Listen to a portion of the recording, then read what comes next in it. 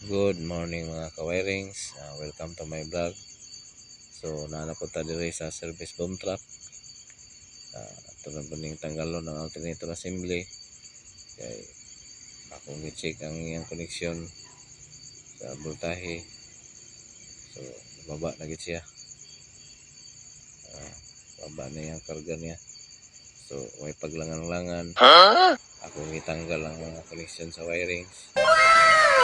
Mo na siya ang boom truck. Siya. Ano yung area. So karon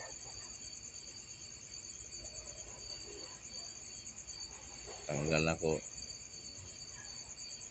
yung mga bracket. So sa mga solid followers nako, salamat tuod sa mga walang sawang suporta.